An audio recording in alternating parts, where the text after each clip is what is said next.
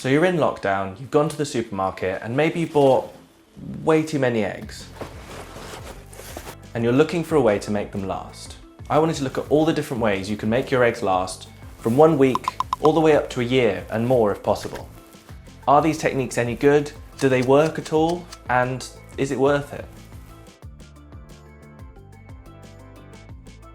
Once you've cooked an egg, you're not going to get much of a lifespan out of it. But with this method, you might just be able to make it last a little bit longer. These eggs are incredibly easy to make and will last for about a week in the fridge. So the process for this is really simple and only needs 2 ingredients: boiled eggs and miso paste. Getting hold of certain things in lockdown has been tough.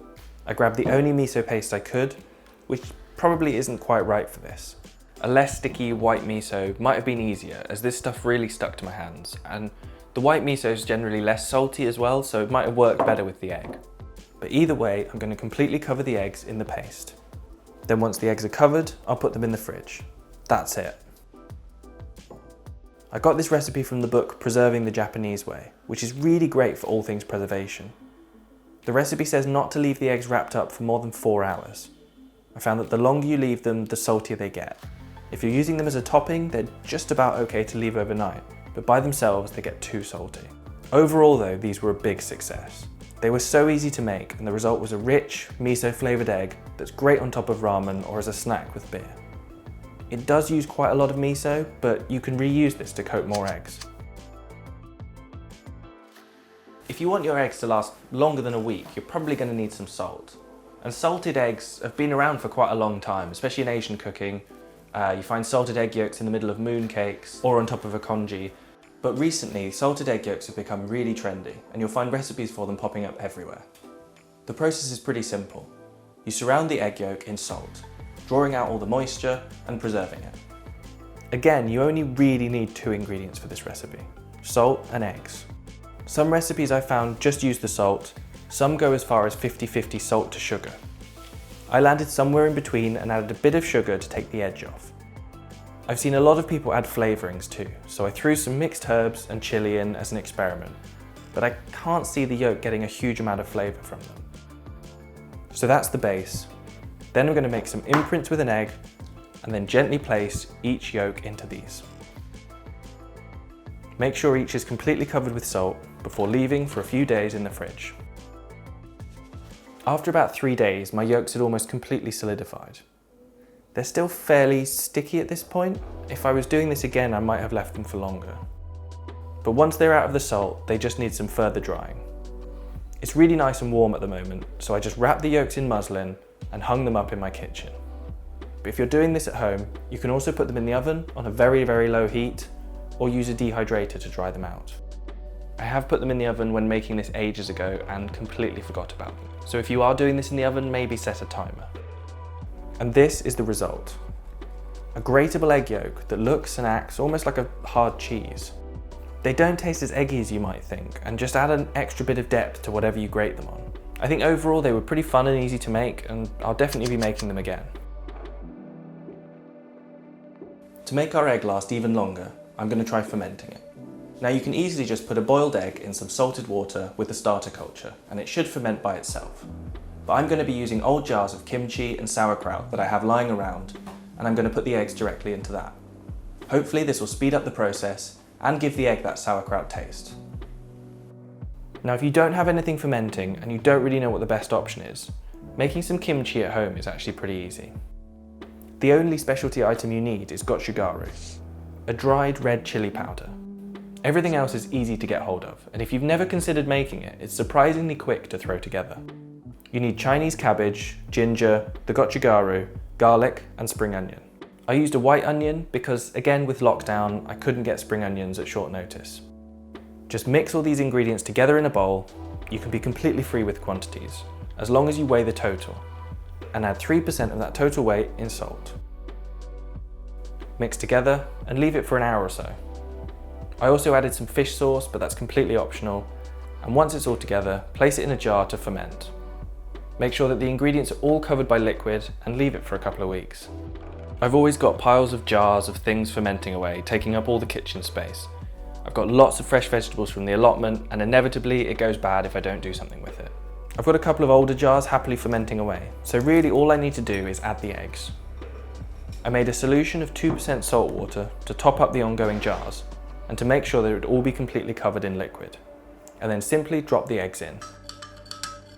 After about a week of fermentation, the eggs are ready. How long they last though seems to be up for debate. People online claim everything from 2 weeks up to a very ambitious year long, but they should last a week fermenting and about a month in the fridge. Fermented eggs might not be for everyone.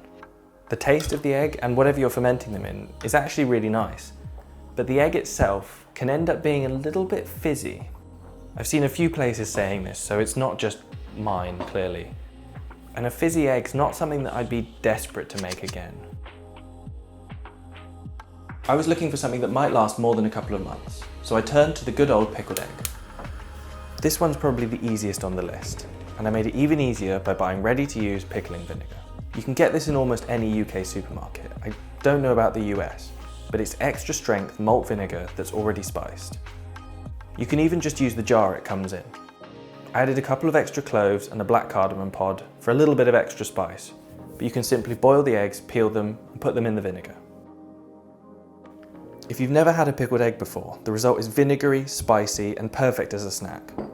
If you're looking for an easy way to get a long life out of your eggs, this is probably the easiest and best option. And they should last for about 6 months in the jar. If pickling is one of the easiest ways to preserve your eggs, this one's probably the most effort. Chinese century eggs have been around for about 600 years. And when done right, they're black, gelatinous, and frankly look quite unappealing. I wanted to see how easy it was to actually make these eggs at home. I didn't really know where to start with the century egg. Looking online, it seems there are a lot of different methods. In the end, I decided to just use pure sodium hydroxide. Now, sodium hydroxide is caustic, it can be harmful to breathe in, and can burn your skin. So when using it, you need to wear goggles, a face mask, and gloves. Getting a face mask at the moment isn't the easiest thing ever, and it turns out I only had 2 left gloves. I looked around online and found some recipes using similar sodium hydroxide to me, and some using drain cleaner, which I really wouldn't recommend. A lot of other information I found online also seemed wrong or really dangerous. Boiling the mixture caused it to violently bubble, almost spilling over the pan.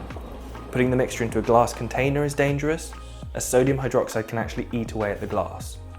And using an aluminium pan is even more dangerous, as the liquid can react with the aluminium and make a toxic gas.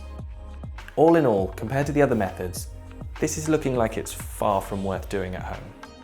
So once I had the mixture of sodium hydroxide, salt, and tea, I poured it over the eggs and left them to sit for 10 days. 10 days later, the eggs have definitely changed a lot. They're darker, and you can see where the mixture has entered the pores.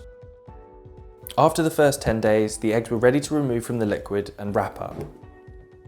Traditionally, the eggs were made by being buried in a mixture of wood ash, lime, salt, and clay.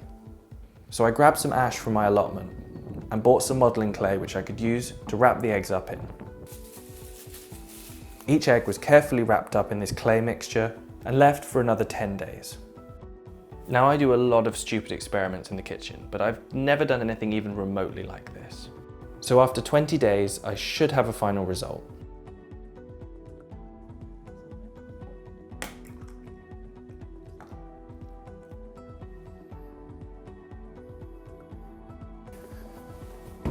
Batch number 2. It's the backup batch. These have been in here for 11, 12 days now. I mean, I already checked how this one's doing, and it looks far more solid than the last batch. So there's a glimmer of hope here. Perhaps it's a fresher egg? I think that's probably as close as I'm getting. I'm not going to try this weird semi-jelly egg, so I don't know what it tastes like, but it does smell very strongly of ammonia. If making a century egg at home doesn't seem like an appealing prospect to you, and I wouldn't be surprised if it doesn't, there's one way to make your eggs last even longer than all the other methods combined, and that's drying them. Industrially powdered eggs can last 5+ years, but I wouldn't recommend dehydrating your eggs at home and then leaving them in the cupboard for 5 years. I probably wouldn't recommend dehydrating your eggs at home generally, but this is the way to make them last the longest.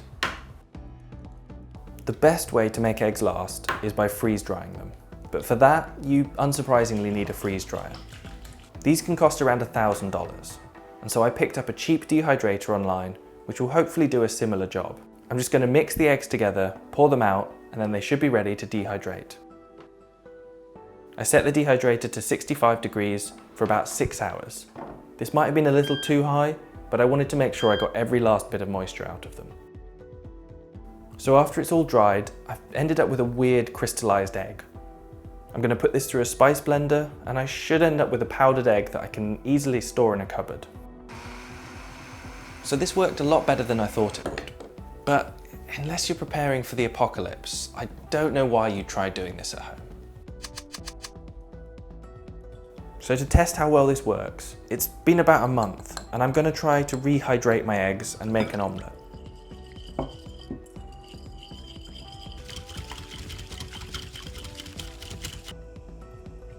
No matter how much I mix the powder, it doesn't really dissolve. So the mixture is still grainy. Maybe I put too much water in to try and get it to dissolve. It smells like a normal omelette, but these bubbles are very weird. Yeah, I'm not sure I'd recommend this. It looks alright and smells alright. It's just the texture, I think. It tastes like an omelette.